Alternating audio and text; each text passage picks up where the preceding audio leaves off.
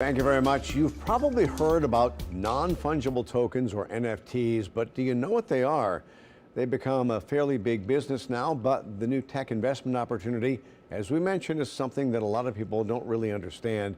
Today, we're going to try and learn more about what they are and how they're actually being used for much more than just art and music. NFT expert Connor Borrego is joining us with more on this. And thank you for joining us. And I'll tell you what, I read a lot about this. I still don't get it. Hey, Eric. Thank you so much for having me on this morning. I'm super excited to be here and explain non-fungible tokens, which is what NFTs stand for.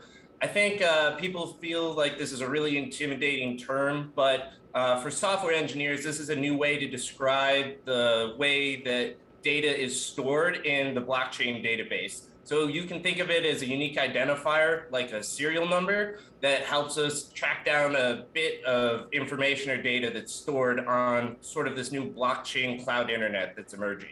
And people are buying all kinds of art and music on it, but you know, a lot of times you don't actually get the art. You get a digital, deed to it or whatever.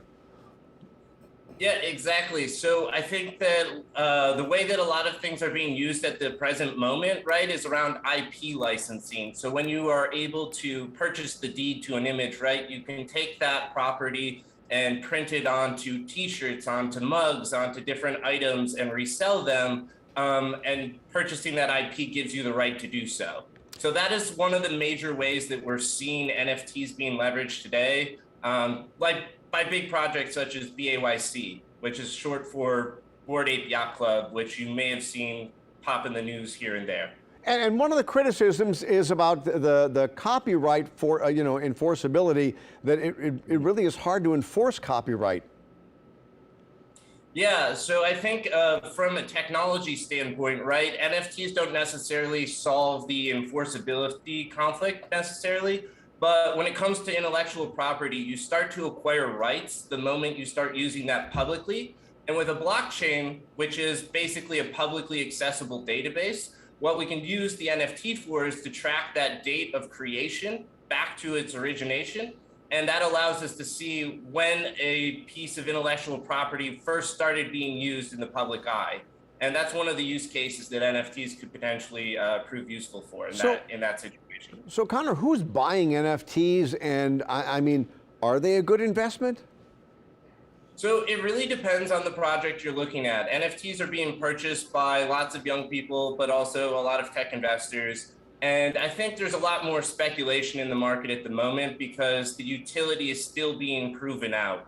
But one of the major things that I think is super valuable is if you look to Web 2, which is propped up on an economy of buying and selling user data, NFTs provide abilities for us to come in and provide new ways to manage and govern that data that can open up a lot more doors. So I think while NFTs are still very much an early stage technology, we're going to see a lot more from them, in the near future.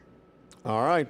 Still, it's baffling though, but thank you for the explanation, Connor. We appreciate that.